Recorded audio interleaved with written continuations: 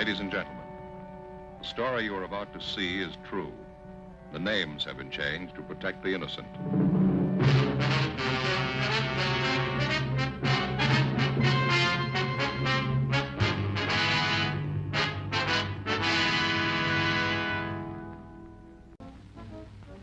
It was Thursday, March 19th. We were working the day watch out of Homicide Division. My partner's Frank Smith. The boss is Captain Warman.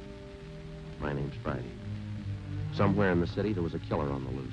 A young woman had been...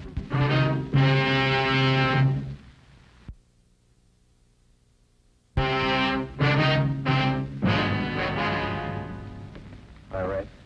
Hi, Joe. Just ran a spectrograph. Find anything? Paint flake from the victim's head matches the paint on that hunk of pipe. Any prints? No, pipe was clean. No latent prints. Did you find anything else? I got those blood test reports and a couple of slides for you to look at. Here, over here. What's it look like, Ray? Here. That's blood found on the piece of pipe. Mm-hmm. Type A. And this is blood from the victim. Type A. Match, huh? Yeah, that's right. Not too important, though. Here. There's a slide I want you to see.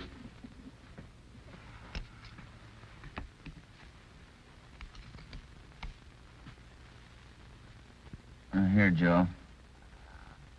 You may have to focus that for yourself. Okay. You see that strand of hair on top? Yeah. Well, that's from the victim's head. And the one underneath was found on the piece of pipe. I see. She had wavy hair. Both specimens are flat. Looks like the same hair, Joe. You got anything on that piece of pipe, Pinker? Nothing. Ordinary steel pipe, 14 inches long. What else you got? Plaster impressions of those footprints are found with the body. Here they are. Crepe soles, huh? Tennis shoes. New ones, size 9. Good impression. The ground was soft. Man about 150 pounds. According to length of stride, roughly 5 feet 10 inches tall. New shoes, all right. See the tread there real good? That's right. Made with the Sport King Company. Well, that's something to follow up, huh? Sure. You could start with the tennis courts. Only about 1,000 or so in L.A. Or maybe you'd rather track down the brand. These particular tennis shoes are the biggest sellers in the country. Yeah. Where'd you like to start, Joe? Minneapolis or Pullman, Washington? What about that glove? Yeah? You might look for a missing glove. Yeah? They go well with the shoes. Just about as common. White cotton work gloves with a blue top. Here's the right glove. You find the left one. Blood on the glove? Type A. Well, it's good evidence, Ray, but where's the lead? I don't ask you to pay my parking tickets. You want to see pictures? Okay. This is the vacant lot where they found the body. Yeah. Here's a close-up of her showing the location of the murder weapon, the glove, and the footprints relative to the position of the body. Looks as bad as yesterday. Sure worked her over, didn't he? Most of these are morgue shots. You interested? No, we checked those this morning. Once is enough, Ray. That winds it, boys. You want to go over the stuff in her purse again? Find anything more? Nothing you haven't already seen. The usual. Makeup, comb, barrette. That's a hair clip. A few cheap stones in it. Loose change, quarter, nickel, few pennies. And her ID card. Thanks, Ray. Helen Mitchell, 33 Naomi Place, age 21. 21. That's not very old, is it, Ray? Not to die, no.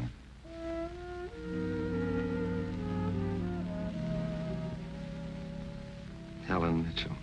Who'd kill Helen Mitchell? Why? Why do you say that, Mr. Meyer? Well, people kill for money. They kill for love. Helen didn't have either of these. No boyfriends? Not in here. She was a good worker. The union sent me 5 waitresses in 1 month. 5. She was the only good one. Did the union send Helen to you? Sure. All the girls come from the union. But none like Helen.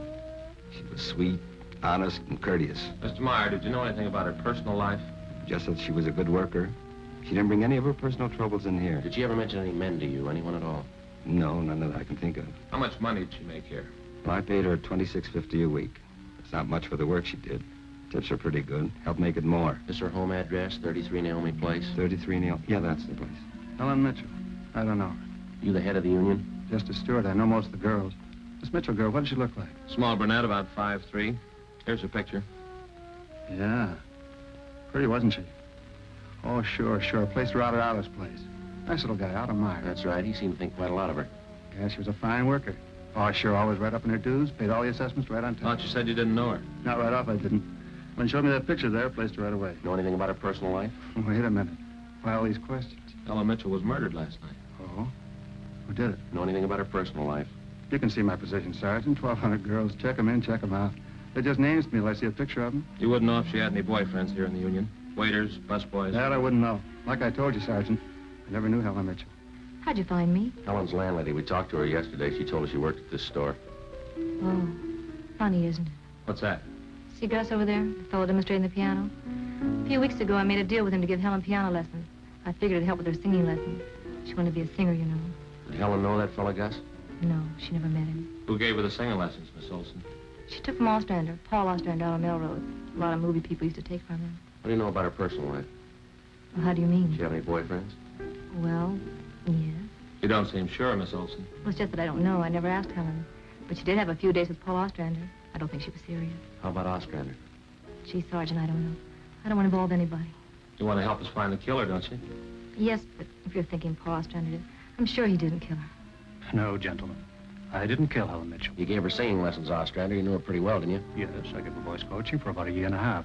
Helen showed a little promise. Oh, not a great voice, bad vibrato. You knew her pretty well, didn't you?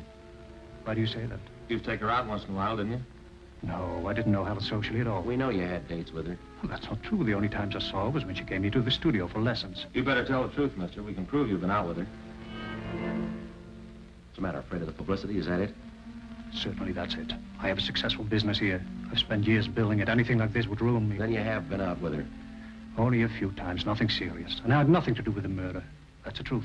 Don't you know that withholding information about a thing like this can go kind of hard with you? Yes, I know that, but what else could I do? Look, Ostrander, somewhere in this city right now, there's a guy who beat a young girl to death. He crushed her skull with a piece of steel pipe. We need every bit of information we can get to track him down.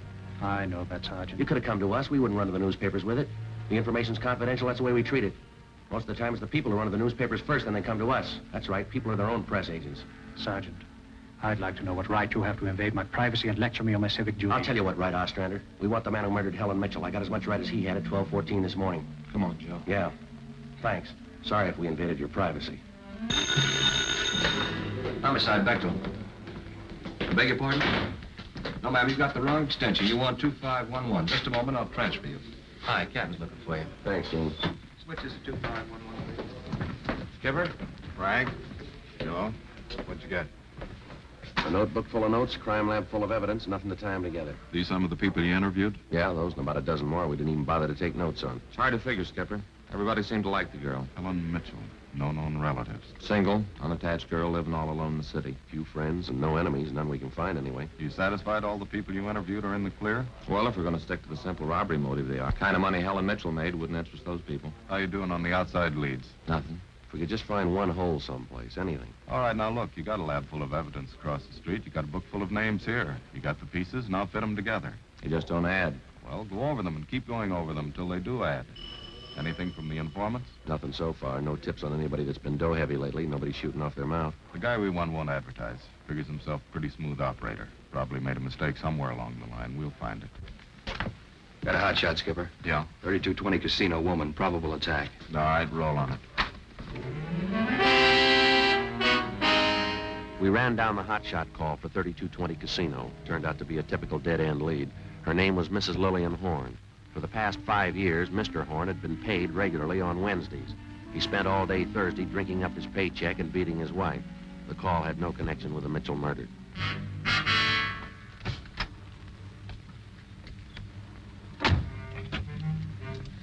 Unit 1K80 to Control 1. 1K80 to Control 1.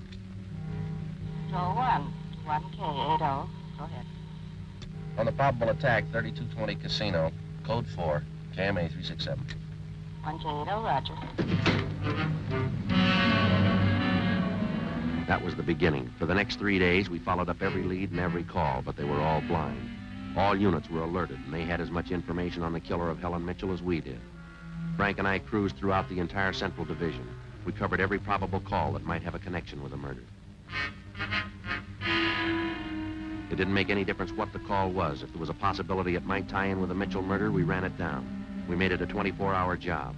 So far, if the killer made a mistake, we hadn't been able to find it. The Mitchell funeral was on Monday, and they were all there. The voice teacher, Ostrander, the girlfriend, Marie Olson, her boss, Otto Meyer, and the man from the union. But nobody else we hadn't checked. That was Monday afternoon. Monday night, we went back to the old routine, tracking calls during the night in the squad car, picking up small threads that led nowhere. 3 more days of the same thing. Thursday morning, 1 week after we found Helen Mitchell's body. I'll get it. Homicide, Friday. Yes, sir, that's right. Uh-huh. All right. What was that name?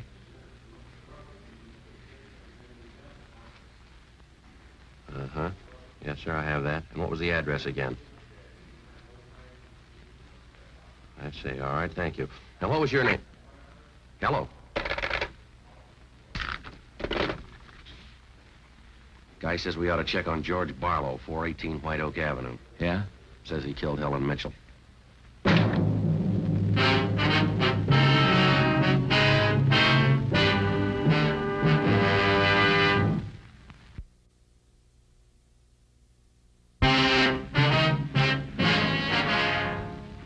Thursday, 11:26 a.m.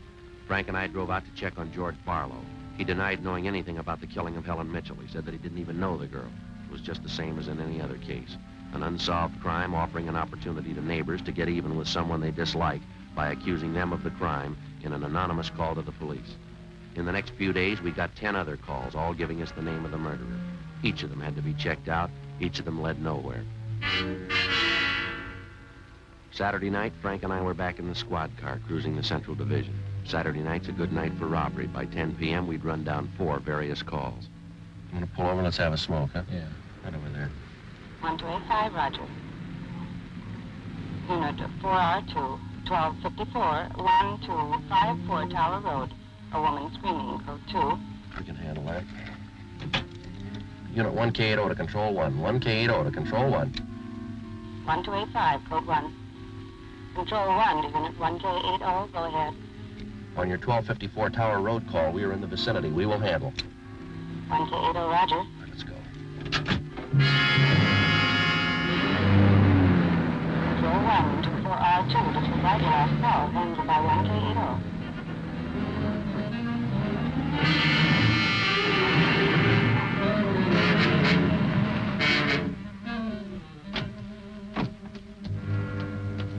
That man, he tried to kill me. He tried to kill me. He ran around the house in the backyard. He tried to kill me. Come on.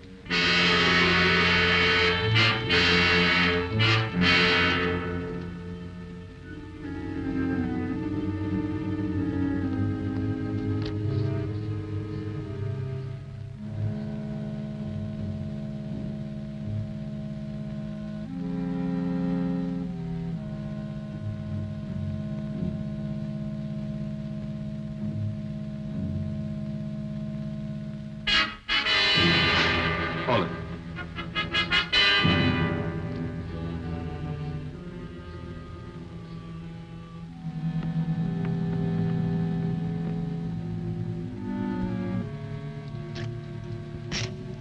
You boys work fast. What am I doing at the gas chamber? Save it, mister. I got a right to know where you're taking me. What's the charge? We'll let the girl tell you. What girl? Oh, I know what this is about. I asked to use the phone. The girl slammed the door in my face. I don't know what you cops are trying to prove. I just wanted to use the phone, that's all. I even tried to scare her a little. I told her I'd hit her over the head if she didn't let me use the phone. It's a laugh, huh? I got nothing to hide. That little girl's gonna lie. You know that, don't you? Yeah, sure she will. Come on.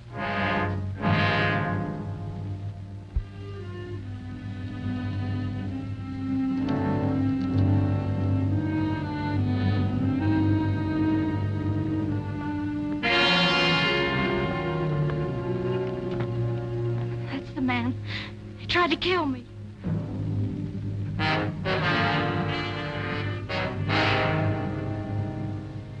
His full name's Frank Philip Larson, no previous record. This the girl's report?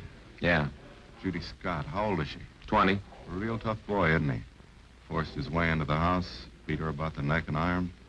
Tire iron. Yeah, Pinker's running it through the lab now. Asked her if she had any money. She told him no. Struck her again. Where's this Larson live? Hotel out near Santa Monica. He's a clothing salesman, Skipper. Works for a big men's store, Burns and Company. According to the housebook sales record, he bought a pair of tennis shoes 2 weeks ago. Weighs 158 pounds, 5'11". Tennis shoes are missing. They're not in his hotel room. He's not wearing them. Find anything else? Rhinestone. You mean a pin? No, just a small loose stone recovered from the rug in Larson's room. Crime lab got it? Working on it now. What do you figure, Joe? I think we got the man who killed Helen Mitchell. A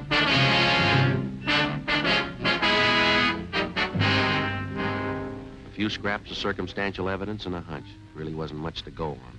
Larson had gone after the little Scott girl with the tire iron. Wasn't much of a tie-in, but we had to be sure. All that day, we checked Frank Larson's alibi for the night of Helen Mitchell's murder. We interviewed the personnel manager at Burns & Company where he worked. We talked to all the clerks who knew him, the manager of the hotel where he lived. We found out everything we could about Frank Larson, and that night at 10 o'clock, we had the prisoner brought to the interrogation room. How are you, Larson? Fine. I like jail. Sit down. Lousy weather. It's been foggy all over town. I wouldn't know. I've been inside all day. How old are you, Larson? 31, same as the last time you asked. Where'd you go to school? I didn't. I was born smart. You sell clothes, don't you? Now, look, we know you work for Burns & Company. Remember, you told us. Now, what is all this? What are you guys trying to build? Just want to know if you like selling clothes, that's all. Well, you coppers know about clothes. One blue serge a year is your speed. You know quite a bit about clothes, don't you? I've been selling them for 5 years. Can you tell me something I've been wondering about? What's that? Are your socks and tie always supposed to match? Yeah, that's what the style books say. But you always know the right things to wear, don't you? You wouldn't wear black shoes with a brown suit, would you? Is that what you're keeping me here for, a style lesson? Would you wear black shoes with a brown suit? Well, most people wouldn't. I'll bet you wouldn't wear brown shoes with a tuxedo either, would you? Nobody would. That's a gray flannel you got on there, isn't it? Yeah. That's a good-looking suit. I'll drop around. I'll get you a good deal. Suit like that flannel you're wearing there, you'd never wear tennis shoes with an outfit like that, would you? What do you think? I think you did. I think you wore them the night you killed Helen Mitchell. Who? Maybe you didn't have the gray suit on, but you were wearing tennis shoes, Sport King, size 9, sell for $5.95. You picked them up at a discount, cost you $3 1/4. Where'd you get that? Out of the house book, Burns & Company. You wouldn't have those shoes around now, would you? We couldn't find them in your hotel room. Your boss, Mr. Craig, used to think a lot of you, Larson, before you started drinking on the job. Your commissions used to run pretty high until the last couple of months. What happened? That cheap booze get to you? You two really nosed around, didn't you? When are you going to tell me what I eat for breakfast? Cornflakes, cup of coffee, a donut, sometimes 2 donuts when you're hungry. Elsie waits on you at the Royal Cafe. She gets a dime tip. Now, how about it, Larson? Where are the tennis shoes? They wore out. In 3 weeks? Can't be very good tennis shoes. No, they didn't wear out. What'd you do with them? You know all the answers. You figure it. We know you bought the tennis shoes. We don't know where they are now. We know you had them. Size 9. 3 feet from the body of Helen Mitchell, we found 2 size 9 footprints made by a pair of Sport King tennis shoes. We figured the man weighed about 150 pounds. You weigh 158. We figured he was about 5'10". You're 5'11". You come awful close to being the same build as the man who killed Helen Mitchell. Don't you, Larson? And you wear the same size tennis shoes, same brand name. Lots of people wear a 9. That's the average size. Sell a lot of Sport Kings, too. Everybody wears them. If we could find your pair, might make a difference. Doesn't mean your tennis shoes made the prints by the body. Doesn't prove they didn't either. What'd you do with them, Larson? I threw them away. That's too bad. Might make a difference. What difference could it make? I threw them away, that's all. How about the mate to this glove? I never saw it before. He found this right-hand glove by the body of Helen Mitchell. Just an ordinary cotton work glove. Everybody wears them. If we could find the missing left glove, might make a difference, huh? Size medium. That's average, too, isn't it, Larson? I never sold work gloves. I wouldn't know. No, but you bought work gloves, haven't you? Not a pair of those. You mean like this, don't you? We've only got one. What kind of work gloves did you buy? I didn't buy any. You just said you did. I never said I bought any work gloves. You bought tennis shoes, though, didn't you? Sport Kings, size 9. I told you I bought tennis shoes. Didn't I tell you I bought them? No, you didn't tell us. We told you. Found it out from Burns & Company where you work. All right, you told me. I bought them. You know that. Same kind of tennis shoes made the footprints by Helen Mitchell's body. It wasn't me. Then why won't you tell us what you did with those shoes? I already told you. I threw them away. They were only 3 weeks old. They must have worn out awful fast. I didn't say they wore out. They got too dirty. No, you told us they wore out. Remember, Larson? I don't remember what I told you, but I don't have them now. We know you don't have them now. Where are they? He told us they got too dirty. Right, Larson? Yes. Yes, that's what I said. Anyway, you haven't got them now. No, I haven't got them now. All right, just for the record, which was it? Did they get too dirty or did they wear out? Whatever I said before. You said both before, Larson. All right, I said both. You haven't got anything on me. We've got that Scott girl's statement from last night. She says you tried to kill her. She's lying. I told you she'd lie, didn't I? I only wanted to use a phone. She says you hit her with that tire iron. Did you hit her with the iron? No. I only tried to scare her. I didn't hit her with anything. And how did she get those marks around her neck and arms? Police doctor says they were made by that tire iron. I don't care what your doctor says. I didn't hurt her. What do you mean, Larson? You didn't hurt her or you didn't hit her with that tire iron? Neither one. I just wanted to use a phone. How'd you know she had a phone? I didn't know she had a phone. I just went up to find out. Find out what? To find out if I could use her phone. But you said you didn't know if she had a phone. Oh, how can anybody know anything the way you twist everything around? Sorry, Larson. We only want the truth. How about a cigarette? Yeah. I could use one. Matches. Larson, where were you Wednesday night, March 18th? How many times are you going to ask me the same question? Just want to make sure we got it right. Well, I told you this morning. I went to a show. I got out about 11. I had a beer and I went home. What time did you get home? About 11:30. Did you stay home? I went to bed. What'd you see at the show? I never remember the names of them. You ought to try to remember this one. It's pretty important. I went to the Deluxe Theater. I saw Spencer Tracy in something. What was on when you walked in? A news. I never go in the middle of a picture. Neither do I. Spoils them for me. Yeah, that's right. The girl in the box office doesn't remember seeing you go in. Well, how would she know? It's Keno night. There's a big crowd. Did you win anything? I never do. Anybody hit the jackpot? I don't remember. They give away a lot of money at those neighborhood theaters. I always remember who hits the jackpot. All right, you do. I don't. Do you remember if anybody won the jackpot? I told you no. Did they have a jackpot at that show? I guess they do. I don't know. You knew it was Keno night.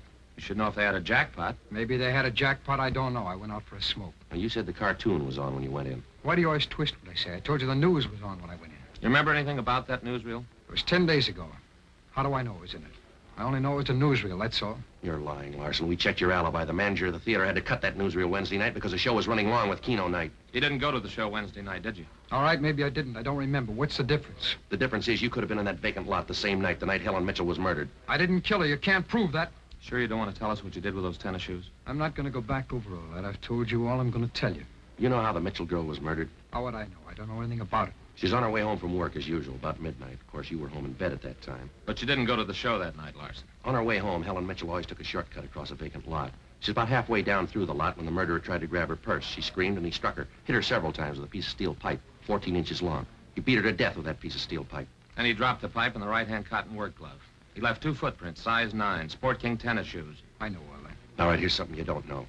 When the killer scooped the paper money out of that girl's purse, he accidentally took along a loose rhinestone, a stone that fell out of a cheap Barrette in the bottom of her bag. He carried that stone home with him. When he reached in his pocket to pull out the money he stole from her, the rhinestone fell out on the floor. So? We found that rhinestone on the rug of your hotel room. I haven't lived in that room all my life. Maybe the guy before me dropped it there. No, not this one. We checked the cement that held it in that Barrette. It matches the glue on the stone.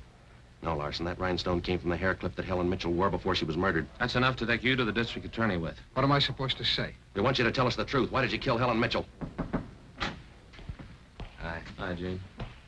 Some coffee and sandwiches for you. Thanks, Gene. Looks like we're going to be here a long time. Sure, I got some ham, cheese, and liverwurst and some fruit. The coffee's black, but there's cream and sugar on the side. Thanks, Gene. Looks good. How about you, Larson? Ham, cheese, liverwurst. Not hungry, huh? Okay. Sandwich, Joe? No, thanks. I think I'll have an apple there. Thank you.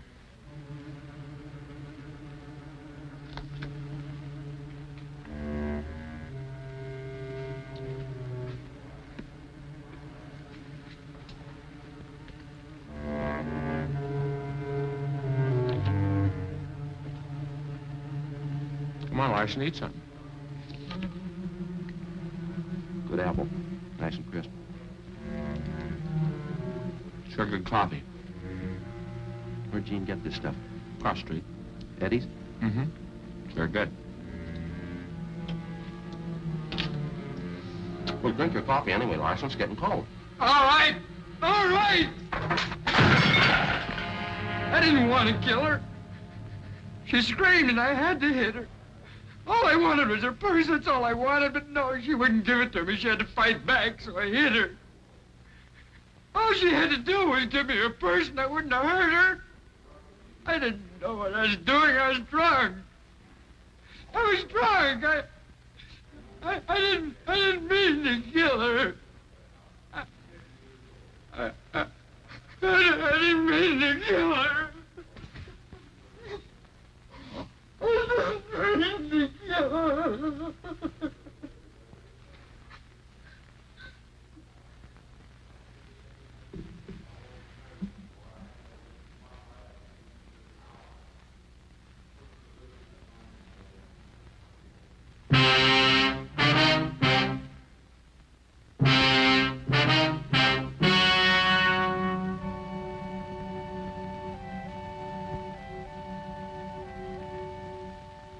On August 18th, trial was held in Department 86, Superior Court of the State of California, in and for the County of Los Angeles.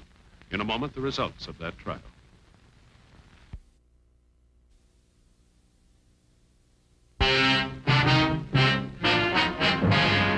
The suspect was tried and convicted of murder in the first degree.